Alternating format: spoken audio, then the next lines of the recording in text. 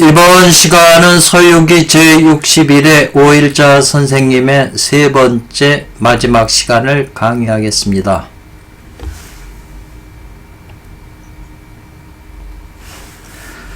10번이네요.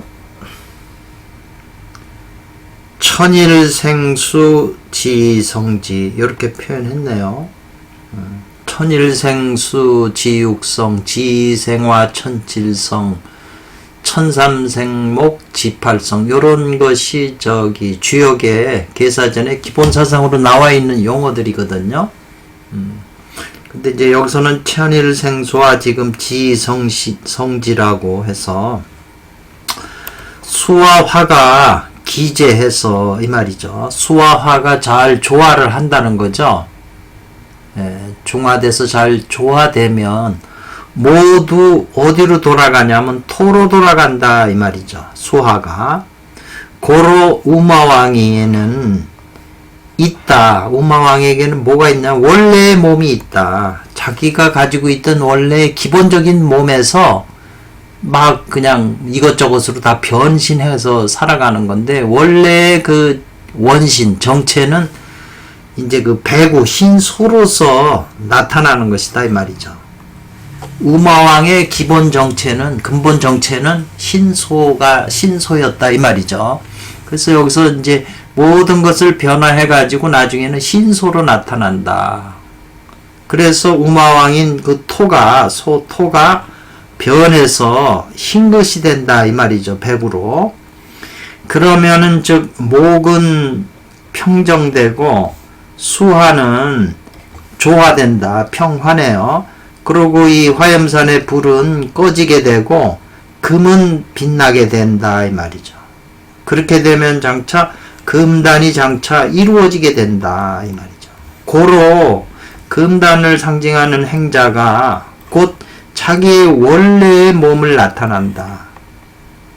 자기의 원래의 몸, 우마왕처럼 그건 만길이라 되는 황금의 몸의 모습이다 이 말이죠. 원래 그 손오공의 정체는. 그래서 외연이라고 하는 것은 높고 큰 모양이고, 필구는 그러한 모습을 다 갖추고 있다, 갖췄다 이 말이네요.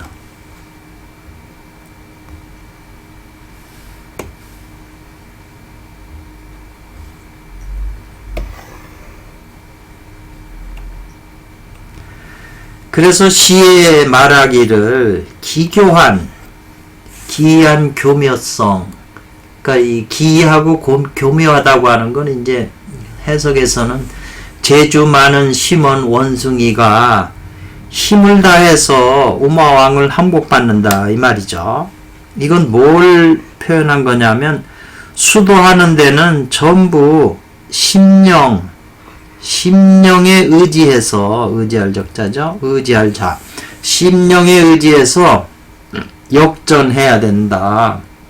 힘을 다해야 된다 이 말이죠. 힘을 오로지 한다. 힘을 다해야 한다. 고로왈 반드시 구해야 된다. 필수적으로 뭐냐면 보배로운 그 부채 얘를 구해야 된다. 그게 보편이 바로 진음을 상징하는 거죠. 그래서 뭘 말하는 거냐면, 금수를 버리고서는 목화를 구제할 수 없는 것이다. 이 말이 항상 여기 금은 서방, 북방, 목화잖아요. 그러니까 목화는 목도 물에 뜨고 화는 치솟아 올라가잖아요. 금수는 내려가는 성질이 있잖아요. 그러니까 금수가 수극화하면 불이 올라가지 못하고, 금극목하면 목도 뜨질 못하는 거죠. 그러니까 금수가 있어야 목화가 다스려지는 거죠. 또 금수는 목화가 있어야 금수가 가라앉질 않고 위로 올라갈 수가 있는 거죠. 그래서 서로 조화를 이루는 거죠. 그래서 수화 기제라는 말을 쓰는 거거든요. 또 말하기를 황파인 사오정이 원을 돕는다. 여기서 원은 이제 삼장법사를 이제 해석을 했네요. 삼장법사로 원을 돕는다. 목모인 저팔계는 그 정이 같다. 사오정과 그 감정이 같다. 정이 같다. 이랬어요. 서로 정이 든다 이거죠. 그래서 뭘 말하냐면 토목, 사후적인 토와 저팔계의 목은 그 목이 운영하는 것은 마땅히 부지런해야 마땅하다. 마땅할 의군이네요. 또 말하기를 오행이 화목해야 정과로 돌아간다 이 말이죠. 이것은 뭘 말하냐면 오행이 찬족하여 모을족이에요. 모여가지고 한 몸으로 돌아간다 이 말이죠. 그리고 오행이 서로 극하거나 해롭게 하지 않아서 비로소 서방을 증명할 수 있다 이 말이죠. 서방을 가서 그 경을 가지고 올 수 있다.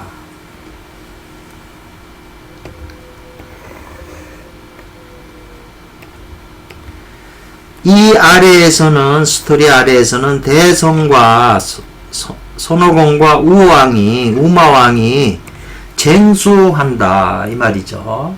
서로 싸우는 거죠. 서로 싸우면서 따라간다 이 말이죠. 손오공이 우마왕을 따라가면서 이제 그 몸이 처처에 이제 이렇게 변하면서 뒤따라가는 거죠. 잡으려고.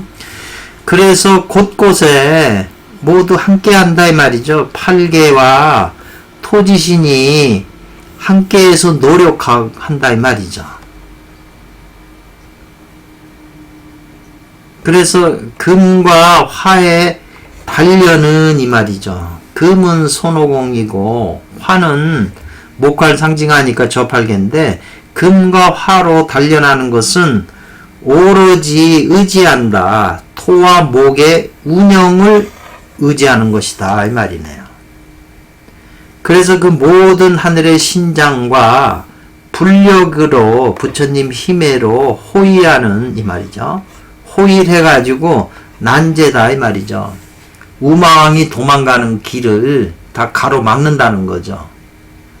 지금 이 우마왕을 사로잡았는데 천상의 신들과 지상에 있는 모든 그 신들이 합력해서 지금 잡는 거거든요.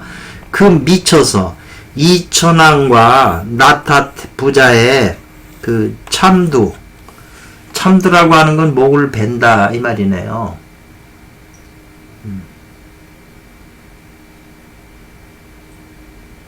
참두죠. 그 다음에 조상이라고 하는 건 조요경인데 요계를 비추는 거울이죠. 탑탑천왕이 가지고 있는 거. 이런 것은 모두 아님이 없다. 화수토의 정신이 밝게 빛나는 것이 아님이 없다. 이렇게 표현을 했어요. 이 신들이 모두 도와줘서 결국은 우마왕을 사로잡는 건데 북쪽에는 신통이 강대한 발법이 있다. 발법 금강 호의신이 있고 남쪽에는 법력이 무량한 승지 그 금강신이 있고 동쪽에는 비로사문의 대력신장이 있다 이 말이죠. 서쪽에는 불계 부서지지 않는 존왕인 영주의 그 금강보살이 있어서 사면 팔방이 모두 신병이나 하늘의 장군들이다 이 말이죠. 그리고 위로는 탑탁 이천왕의 아버지와 아들의 신장이 있다 이 말이죠. 결국 늙은 소는 다시 변했다는 거죠. 한 마리의 큰 흰소로 본래의 모습을 나타냈다는 거죠. 이것이 반번 환원하는 모습이다. 이렇게 설명을 했어요.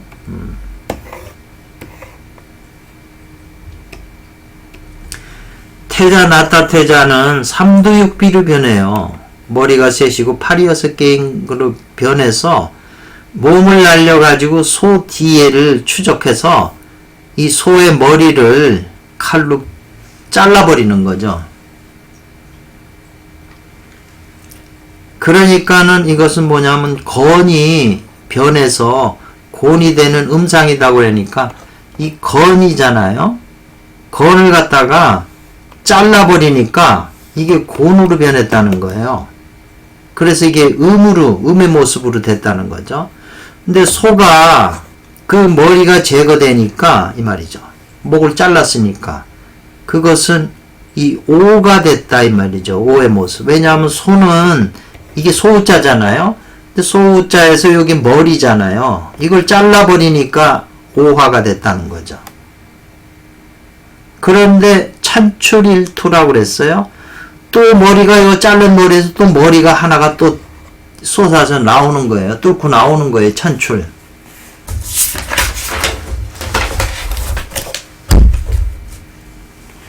그러면서 입으로는 흑기, 검은 기운을 토해낸다 이 말이죠. 우마왕이. 그래서 또 음의 성질을 생한다 이 말이에요. 낳는다. 그래서 생생불기해요. 계속 그 음을 토출하니까 이 진음이 다 나타난 것이다 이렇게 표현했어요. 그러니까 이 나타태자가 곧 진화를 불었다는 거죠. 거기다 대고 진화를 불어내니까 진음이 나타난 거하고 나타태자의 진양이 서로 구제했다 이루어 가지고 단련이 돼 가지고 이미 이루어지니 이로써 마음의 경으로 거울로서 그 본래 모습을 비춰서 머물겠다. 비춘다 이 말이죠. 비췄다 이 말이죠.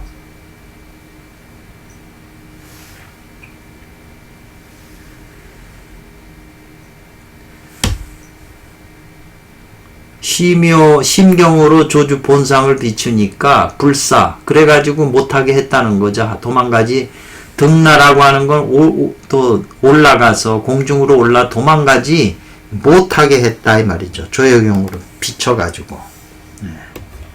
그래서 이 대력인 우마왕을 굴복시켜서 거두으니 진보 마누라가 가지고 있던 진보가 자연히 이제 드러나게 된다.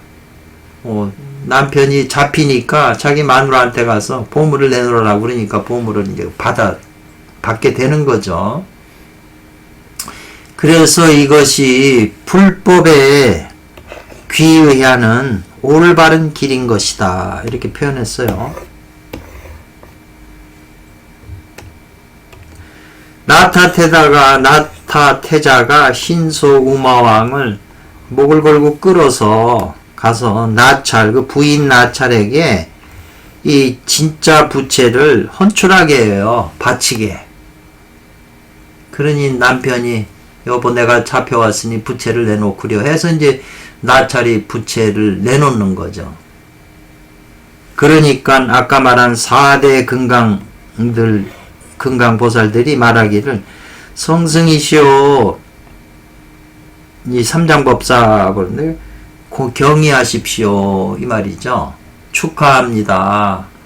10분 공행이 10분 장차 완성이 되었습니다. 공항이 완성되어 가는구려 그렇게 표현을 했네요. 이것은 바로 금단이 장차 이루어지는 때이다. 또 말하기를 당신은 마땅히 힘을 다하여 간력하여 수지한다. 수행을 유지해서 물뚝 수유 잠시라도 게으르거나 나태함이 없게 하십시오. 이것은 모두 지시하는 거다. 오히려 금단의 화우가 있음을 지시해서 잠시라도 해태하지 못하게 하는 거다. 다음 단계의 공부가 있음을 지시해서 게으르지 말라고 지금 당부하는 것이다. 이 말이죠.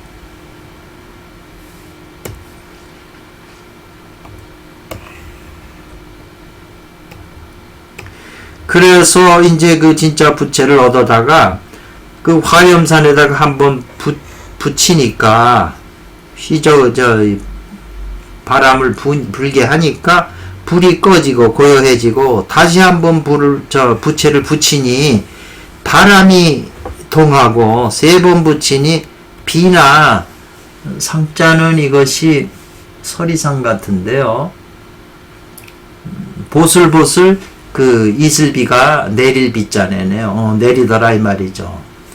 그래서 이 조화가 나의 손바닥 안에 있으니 이것이 바로 지시 운영 화우의 그 화우를 운영하는 순서를 지시한 건데 화우를 운영하는 순서가 천연한 가운데로부터 나옴을 가르쳐 주시는 거다 이 말이죠.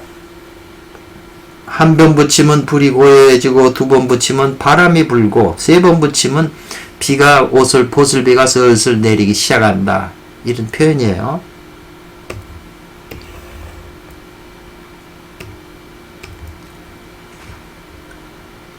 시에 말하기를 소를 끌고 부처님에게 기위를 시켜서 그 전열이네요.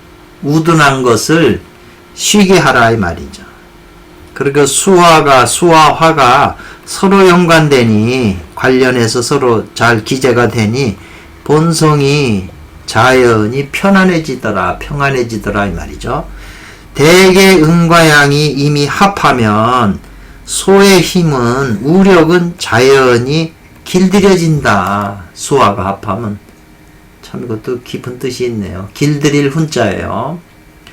그래서 수화화가 수화가 하나가 된 일기가 돼서 대도에 참된 것으로 돌아간다. 이것은 이 3장이 소위 그런 까닭에 해조재번, 자기 이 조급한 마음과 번뇌를 제거해가지고 맑은 청심으로 요의하게 된다. 뜻을 깨닫게 된다. 이 말이네요. 청심요의하게 된다.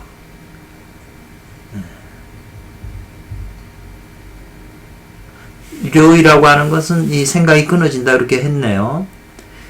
그래서 이제 우왕은 지름길로 해서 곧바로 부처님 땅에 기이하다. 돌아갔고, 정토에 기이했고, 그 부인인 나찰은 다시 찾았다. 한 본래의 자기의 부채를 돌려달라고 찾았다. 그래서 찾아가지고 스스로 가서 잠수해서 운동해서 수행을 했다. 이제 이렇게 해서 내용이 끝나는 거죠.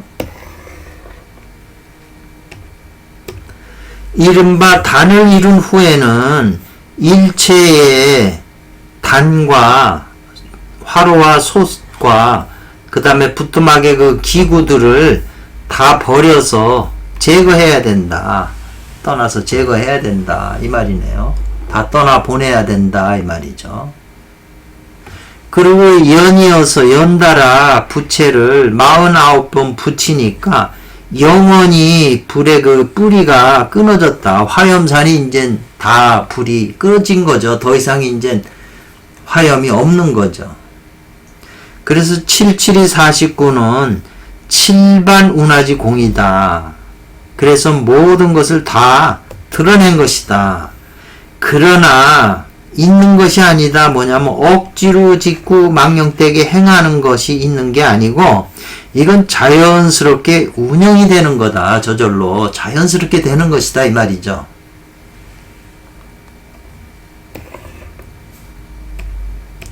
그래서 주역에서 말하기를 계사전에 대연의 수는 50인데 그 용은 하나를 빼서 49라고 하는 것이 바로 이것이다. 이 말이죠. 그래서 불이 있는 곳에서는 비가 내리고 불이 없는 곳에서는 비는 안 내리고 하늘이 맑더라. 이 말이죠. 그래서 리하의 감상이니까 감이 위에 있으니까 수가 되고, 리는 아래에 있으니까 수와 기자, 음양이 사겨서 평탄해지니, 평온해지니 하늘도 맑고 땅도 편안한 모습이다. 고로 결론에서 말하기를 감과 리가 기재하니 진원이 합하고, 수화가 고르고 평평하니 대도를 이루는 것이다. 이렇게 표현을 했어요. 지금 이 61회 2편과 더불어 2랑이 대성을 앞에 편에서 사로잡은 편과 긴상종이라 서로 긴밀하게 서로 잘 살펴서 바라는 거예요. 그래서 저쪽은 저쪽 피차인데, 피는 음이 양을 깎아서 이룬 비케가 되는 것이고, 지금 여기서는 진음이 양을 잘 이롭게 해서 이루기 때문에 기재가 된 것이다. 이 말이죠. 그런 글 가운데에서 이 이천왕과 이 말이죠. 모두 이천왕과 나타 그 부자가 그 활용이 되는 것이다. 이런 표현을 썼네요. 활용하게 되는 것이다.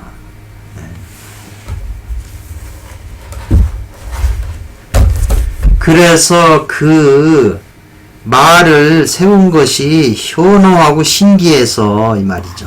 현묘하고 오묘하고 신기해서 장법도사시 묘가 장법도사하는 묘가 이와 같다. 거꾸로 사도는 거꾸로 이해하는 거죠. 그 문장의 그 법을 거꾸로 이렇게 헤아리는 것, 그 묘가 이와 같다라고 지금 오해자 선생님이 말씀하셨어요. 그 내용이 그렇게 어려운 건 아닌데 한문도 좀 어렵고 그 내용 안에 오행 원리, 오행이 역으로 되고 순으로 되는 뭐 그런 그 뭐 화그 금인데 금이 화를 데려 이기니까 우리가 오행의 상식 기준하고는 기존에 알고 있던 거하고는 달라요. 그렇지만 그게 다 원리가 있는 거기 때문에 그것도 기억을 해 두셔가지고 기존의 오행에 고착되지 말고 사물을 잘 살펴서 연구해야 될 필요가 있네요. 오일자 선생님의 주석은 여기서 끝나고요. 자세한 거는 이제 오원자 선생님께서 더 자세하게 이제 해 주셨을 줄 알고 다음에 오원자 선생님의 주석을 하겠습니다. 감사합니다.